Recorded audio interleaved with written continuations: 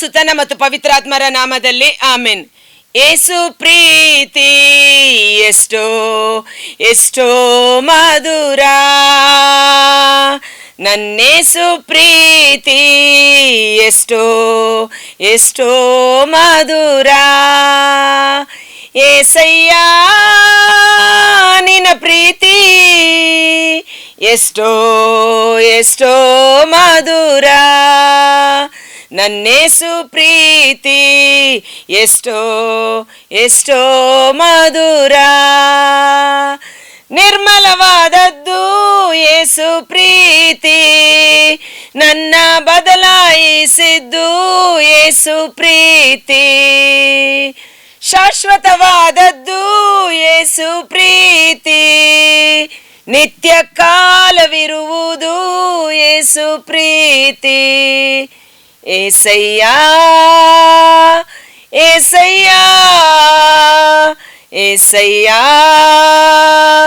ಏಸಯ್ಯ, ಏಸು ಪ್ರೀತಿ ಎಷ್ಟೋ ಎಷ್ಟೋ ಮಧುರ, ಏಸು ಪ್ರೀತಿ ಎಷ್ಟೋ ಎಷ್ಟೋ ಮಧುರ. ಪ್ರಭು ಕ್ರಿಸ್ತರಲ್ಲಿ ಆತ್ಮೀಯ ಸಹೋದರ ಸಹೋದರಿಯರೇ, ಈ ದಿನದ ಮುಂಜಾನೆಯ ಜೀವಸ್ವರ ರೋಮನರಿಗೆ ಬರೆದ ಪತ್ರ 5ನೇ ಅಧ್ಯಾಯ ವಚನ 5. ನಂಬಿಕೆ ನಿರೀಕ್ಷೆ. ಈ ನಂಬಿಕೆ ನಿರೀಕ್ಷೆ ನಮಗಿರುವುದರಿಂದ ನಮಗೆ ಆಶಾಭಂಗವಾಗುವುದಿಲ್ಲ. ಏಕೆಂದರೆ ನಮಗೆ ದಾನವಾಗಿ ದಯಪಾಲಿಸಿರುವ, ನಮಗೆ ದಾನವಾಗಿ ಉಚಿತವಾಗಿ ಕೃಪೆಯಾಗಿ ದಯಪಾಲಿಸಿರುವ ಪವಿತ್ರಾತ್ಮ ಅವರ ಮುಖಾಂತರ ದೇವರು ತಮ್ಮ ಪ್ರೀತಿಯನ್ನು ನಮ್ಮ ಹೃದಯಗಳಲ್ಲಿ ಧಾರಾಳವಾಗಿ ಸುರಿಸಿದ್ದಾರೆ.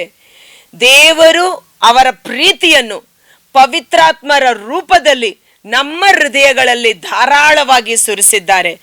ಪವಿತ್ರಾತ್ಮರ ಅಭಿಷೇಕ ಅನೇಕ ವಿಧಗಳಲ್ಲಿದೆ. ಬೆಂಕಿಯ ಅಭಿಷೇಕ, ಎಣ್ಣೆಯ ಅಭಿಷೇಕ, ಜೀವಜಲದ ಅಭಿಷೇಕ, ಹೌದಲ್ವಾ? ಆದ್ರೆ ಈ ದಿನ ನಮಗೆ ದೇವರು ಕೊಟ್ಟಂತ ಅದ್ಭುತಕರವಾದ ವಚನ ಪ್ರೀತಿಯ ಅಭಿಷೇಕ. ನಾನು ನಿಮ್ಮನ್ನು ನನ್ನ ಪ್ರೀತಿಯಿಂದ, ಯೇಸುವಿನ ಪ್ರೀತಿಯಿಂದ ನಿಮ್ಮನ್ನು ನಾನು ಅಭಿಷೇಕಿಸುತ್ತೇನೆ.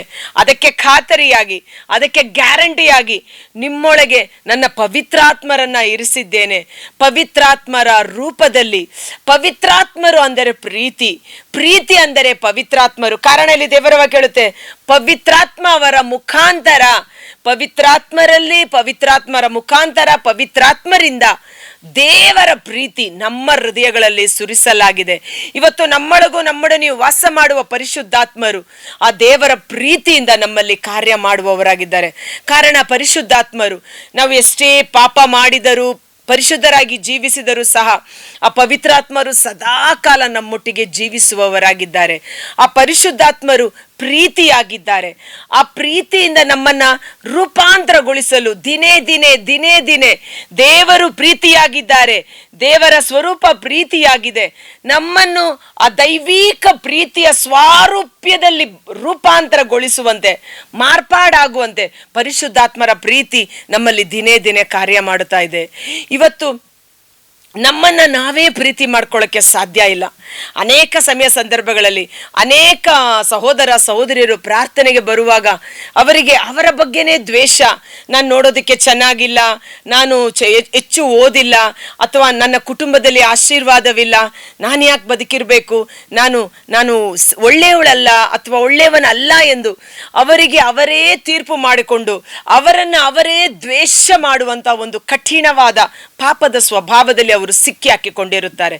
ಆದರೆ ಯಾವಾಗ ಅವರು ಧ್ಯಾನಕೂಟಕ್ಕೆ ಬಂದು ದೇವರ ವಾಕ್ಯವನ್ನ ಕೇಳಿ, ದೇವರು ಪ್ರೀತಿ ಸ್ವರೂಪಿ, ದೇವರು ತನ್ನ ಮಕ್ಕಳನ್ನ ಪ್ರೀತಿಸುತ್ತಾರೆ, ದೇವರು ಪಾಪಿಗಳ ರಕ್ಷಣೆಗಾಗಿ ಲೋಕಕ್ಕೆ ಬಂದಿದ್ದಾರೆ, ಯಾರು ನಿನ್ನನ್ನು ಕೈ ಬಿಟ್ಟರು ನಾನೆಂದಿಗೂ ನಿನ್ನನ್ನು ಕೈ ಬಿಡುವುದಿಲ್ಲ, ತ್ಯಜಿಸುವುದಿಲ್ಲ, ನಾನೇ ನಿನ್ನ ಸಹಾಯಕ, ನಾನು ನಿನ್ನನ್ನು ಪ್ರೀತಿಸುವುದು ಶಾಶ್ವತವಾದ ಪ್ರೇಮದಿಂದ, ನೀನು ನನಗೆ ಅಮೂಲ್ಯನು, ಗಣ್ಯನು, ಮಾನ್ಯನು, ಅತಿ ಪ್ರಿಯನು, ನೀನು ನನಗೆ ಬೇಕು ಎಂಬ ಈ ದೇವರ ವಾಕ್ಯಗಳನ್ನ ಕೇಳುವಾಗ, ಹೆತ್ತ ತಂದೆ ತಾಯಿ ನಿನ್ನನ್ನು ಮರೆತಾರು, ನಾನು ನಿಮ್ಮನ್ನು ಮರೆಯುವುದಿಲ್ಲ. ಮೊಲೆ ಕುಡಿಸುವ ಎಳೆ ಕಂದನನ್ನು ಒಂದೊಮ್ಮೆ ಮರೆತಾಳು, ಆದರೆ ನಾನು ನಿಮ್ಮನ್ನು ಮರೆಯುವುದಿಲ್ಲ, ತಾಯಿಗಿಂತ ಮಿಗಿಲಾಗಿ ನಾನು ನಿಮ್ಮನ್ನು ಪ್ರೀತಿಸುತ್ತೇನೆ. ಈ ವಾಕ್ಯಗಳನ್ನು ಕೇಳುವಾಗ ಪವಿತ್ರಾತ್ಮರ ಅಭಿಷೇಕ ಅವರ ಮೇಲೆ ಇಳಿದು ಬರುವಾಗ ಅವರ ಆಂತರಿಕ ಗಾಯಗಳು, ಅವರ ನೋವುಗಳು, ಅವರ ಜೀವಿತದ ಎಲ್ಲ ಕಹಿಯಾದ ಅನುಭವಗಳಿಂದ ಬಿಡುಗಡೆಯನ್ನು ಹೊಂದಿಕೊಂಡು ಯೇಸುವನ್ನು ಪ್ರೀತಿಸಲು ಪ್ರಾರಂಭ ಮಾಡ್ತಾರೆ. ಯೇಸು ನನ್ನನ್ನು ಪ್ರೀತಿಸುತ್ತಾರೆ, ನಾನು ಯೇಸುವನ್ನು ಪ್ರೀತಿಸುತ್ತೇನೆ, ನಾನು ಯೇಸುಗಾಗಿ ಬದುಕುತ್ತೇನೆ ಎಂದು ಅವರು ಹೊಸ ಸೃಷ್ಟಿಗಳಾಗಿ ಮಾರ್ಪಾಡಾಗುತ್ತಾರೆ. ಹೌದು ಪ್ರಿಯ ಸಹೋದರ ಸಹೋದರಿಯರೇ, ಅದಕ್ಕಾಗಿ ಪ್ರಭು ಯೇಸು ಹೇಳಿದರು, ನಾನು ನಿಮ್ಮನ್ನು ಪ್ರೀತಿಸಿದಂತೆ. ಪ್ರಭು ಯೇಸು ಕಲ್ವಾರಿ ಶಿಲುಬೆ ಮೇಲೆ ತನ್ನ ಪ್ರಾಣವನ್ನೇ ಕೊಡುವಷ್ಟರ ಮಟ್ಟಿಗೆ ನಮ್ಮನ್ನ ಪ್ರೀತಿ ಮಾಡಿದರು. ಯೇಸು ನಮ್ಮನ್ನು ಪ್ರೀತಿಸಿದಂತೆ ಆ ಯೇಸುವಿನ ಪ್ರೀತಿಯಿಂದ ಅಭಿಷೇಕಿಸಲ್ಪಟ್ಟ ನಾವು ಯೇಸುವಿನಂತೆ ಪರರನ್ನ ಪ್ರೀತಿಸುವುದಕ್ಕಾಗಿ ನಾನು ನಿಮಗೆ ಹೊಸ ಆಜ್ಞೆಯನ್ನು ಕೊಡುತ್ತೇನೆ. ಯೋಹಾನ 16:13 ನಾನು ನಿಮಗೊಂದು ಹೊಸ ಆಜ್ಞೆ, ಯಾಕಂದ್ರೆ ಈಗಾಗಲೇ 2 ಆಜ್ಞೆ ಕೊಟ್ಟಿದ್ರು. ಒಂದು, ಎಲ್ಲಕ್ಕಿಂತ ಮಿಗಿಲಾಗಿ ದೇವರನ್ನ ಪ್ರೀತಿಸು. 2, ನಿನ್ನನ್ನು ನೀನು ಪ್ರೀತಿಸುವಂತೆ ಪರರನ್ನ ಪ್ರೀತಿಸುವಂತ. ಆದರೆ ಈ ಎರಡನೇ ಆಜ್ಞೆಯಲ್ಲಿ ಮನುಷ್ಯನು ನಿಲ್ಲಲು ಸಾಧ್ಯವಾಗಲಿಲ್ಲ. ಆತನೇ ಪ್ರೀತಿ ಮಾಡಿಕೊಳ್ಳಲು ಅಸಾಧ್ಯವಾದ ಕಾರಣ ಯೇಸು ಹೇಳ್ತಾರೆ ಶಿಷ್ಯರಿಗೆ, ನಾನು ನಿಮಗೆ ಹೊಸ ಆಜ್ಞೆಯನ್ನ ಕೊಡುತ್ತೇನೆ. ಅದೇನೆಂದರೆ, ನಾನು ನಿಮ್ಮನ್ನು ಪ್ರೀತಿಸಿದಂತೆ ಪ್ರಭು ಯೇಸು ನಮ್ಮನ್ನು ಪ್ರೀತಿಸಿದಂತೆ. ಯೇಸುವಿನ ಪ್ರೀತಿಯನ್ನು ನಾವು ನೋಡಬೇಕು. ನಾನು ಎಷ್ಟೋ ಪಾಪ ಮಾಡಿದಾಗಲೂ ಯೇಸು ನನ್ನನ್ನು ಕ್ಷಮಿಸಿದ್ದಾರೆ. ನಾನು ಎಷ್ಟೋ ದ್ರೋಹ ಮಾಡಿದರೂ ಯೇಸು ನನ್ನನ್ನು ಸದಾಕಾಲ ಪ್ರೀತಿಸುತ್ತಿದ್ದಾರೆ. ದೇವರು ಎಷ್ಟೋ ಕೃಪೆಗಳಿಂದ ನನ್ನನ್ನು ಆಶೀರ್ವದಿಸ್ತಾ ಇದ್ದಾರೆ. ಪಾಪಗಳ ಲೆಕ್ಕ ಮಾಡಿದ್ದೆ ಆದರೆ ದೇವರ ಸನ್ನಿಧಾನದಲ್ಲಿ ನಾನು ನಿಂತುಕೊಳ್ಳಲು ಸಾಧ್ಯವೇ ಇಲ್ಲ. ಆದರೆ ಯೇಸುವಿನ ರಕ್ತ ನನ್ನ ಪಾಪಗಳನ್ನು ಶುದ್ಧೀಕರಿಸಿದೆ. ಯೇಸು ನನಗಾಗಿ ಪ್ರಾಣ ನೀಡಿದ್ದಾರೆ. ಯೇಸು ನನ್ನ ಸಹಾಯಕ, ಯೇಸು ನನ್ನ ರಕ್ಷಕ ಎಂದು ಆ ಯೇಸುವಿನ ಪ್ರೀತಿಯನ್ನು ನಾವು ಅನುಭವಿಸಿದಾಗ, ಯೇಸುವಿನ ಪ್ರೀತಿಯನ್ನು ಸ್ಮರಿಸಿಕೊಂಡಾಗ, ಆ ಯೇಸುವಿನ ಪ್ರೀತಿಯನ್ನು ಪಡೆದುಕೊಂಡ ನಾವು ಅದೇ ರೀತಿಯಲ್ಲಿ ಪರರನ್ನು ಸಹ ಪ್ರೀತಿಸಲು ನಾವು ಶಕ್ತರಾಗುತ್ತೇವೆ. ಆದರೆ ಇಂದು ಅನೇಕರಿಗೆ ದೇವರ ಪ್ರೀತಿ ಉಂಟು, ಆದರೆ ಪರರನ್ನು ಪ್ರೀತಿ ಮಾಡಲು ಸಾಧ್ಯವಾಗುತ್ತಿಲ್ಲ.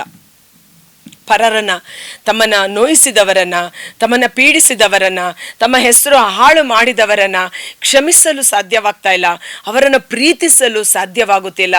ಇದಕ್ಕೆ ಕಾರಣ ಏನು? ಅವರ ಆಂತರಿಕ ಗಾಯಗಳು.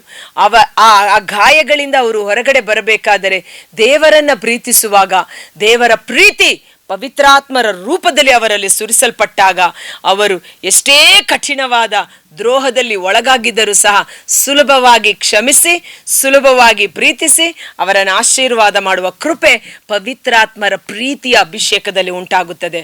ಈ ಪವಿತ್ರಾತ್ಮರ ಪ್ರೀತಿಯ ಅಭಿಷೇಕದಲ್ಲಿ ತುಂಬಿಸಲ್ಪಟ್ಟ ವ್ಯಕ್ತಿ ಮೊಟ್ಟ ಮೊದಲು ಪ್ರಭು ಯೇಸು ಅಲ್ವಾ?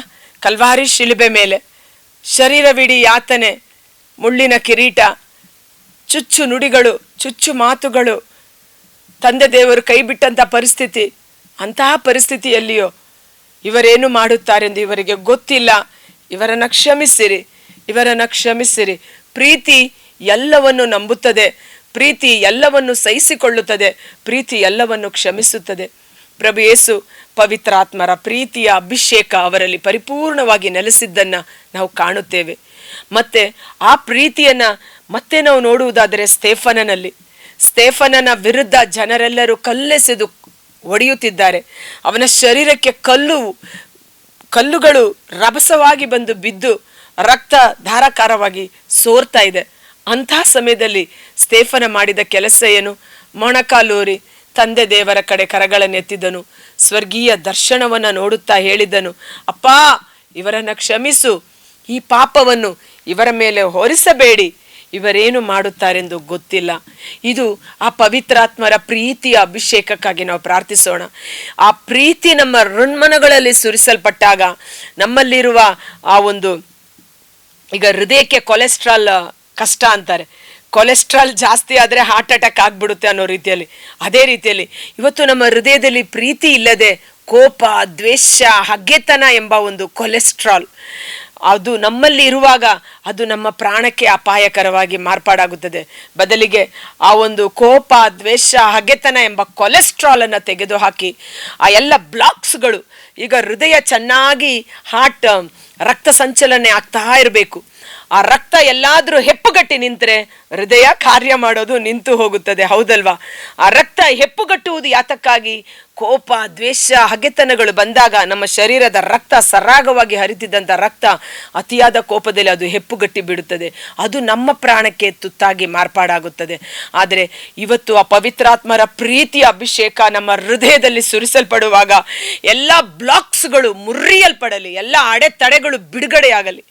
ಪವಿತ್ರಾತ್ಮರ ಪ್ರೀತಿ ನಮ್ಮ ಹೃನ್ಮನಗಳಲ್ಲಿ ಯಥೇಚ್ಛವಾಗಿ ಸುರಿಸಲ್ಪಡುವಾಗ, ನಮ್ಮ ಹೃದಯ ಪ್ರೀತಿಯಿಂದ ತುಂಬಿರುವಾಗ ಇಡೀ ಶರೀರ ಆರೋಗ್ಯದಿಂದಿರುತ್ತದೆ.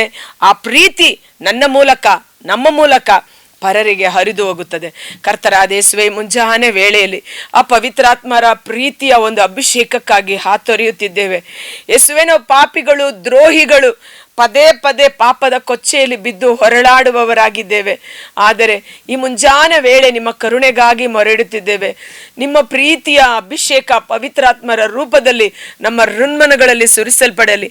ನಮ್ಮ ಹೃದಯದಲ್ಲಿರುವ ಆ ಅಧಿಕವಾದ ಕೊಲೆಸ್ಟ್ರಾಲ್ ರೂಪದಲ್ಲಿ, ಬ್ಲಾಕ್ಸ್ಗಳ ರೂಪದಲ್ಲಿ ತಡೆ ಮಾಡುತ್ತಿರುವ, ಪ್ರಾಣಕ್ಕೆ ಅಪಾಯ ತಂದಿರುವ ಕೋಪ, ದ್ವೇಷ, ಹಗೆತನ, ಸಿಟ್ಟು, ಸಿಡುಕು ಯೇಸುವಿನ ನಾಮದಲ್ಲಿ ಸಂಪೂರ್ಣವಾಗಿ ಮುರಿಯಲ್ಪಡಲಿ. ಆ ಪವಿತ್ರಾತ್ಮರ ಪ್ರೀತಿ ಎಂಬ ಅಭಿಷೇಕ ರಭಸವಾಗಿ ಹರಿದು ಬಂದಾಗ ಅವೆಲ್ಲ ತಡೆಗಳು ನೀಗಿ ಹೋಗಲಿ. ಪವಿತ್ರಾತ್ಮರ ಪ್ರೀತಿ ನಮ್ಮ ಹೃನ್ಮನಗಳಲ್ಲಿ ಕಾರ್ಯ ಮಾಡಲಿ. ನಮ್ಮ ಮುಖಾಂತರ ಅದು ನಮ್ಮ ಕುಟುಂಬಕ್ಕೆ, ನಮ್ಮ ಕೆಲಸ ಮಾಡುವ ಸ್ಥಳದಲ್ಲಿ, ಇಡೀ ಲೋಕಕ್ಕೆ ಹರಿದು ಹೋಗುವಂತೆ, ಮತ್ತೊಬ್ಬ ಪ್ರೀತಿ ಸ್ವರೂಪಿಯಾಗಿ ನಾವು ಮಾರ್ಪಾಡಾಗುವಂತೆ ಪರಿಶುದ್ಧಾತ್ಮರ ಪ್ರೀತಿಯ ಅಭಿಷೇಕ ಈ ಸಮಯದಲ್ಲಿ ನಮ್ಮ ಮೇಲೆ ಯಥೇಚ್ಛವಾಗಿ ಸುರಿಸಲ್ಪಡುವಂತೆ, ನಾವು ಪ್ರೀತಿಯ ಸಾಧನಗಳಾಗಿ ಮಾರ್ಪಾಡಾಗುವಂತೆ ಯೇಸುವಿನ ಅದ್ಭುತಕರವಾದ ನಾಮದಲ್ಲಿ ಪ್ರಾರ್ಥಿಸಿ ಬೇಡಿ ಹೊಂದಿಕೊಳ್ಳುತ್ತೇವೆ. ಆಮೆನ್.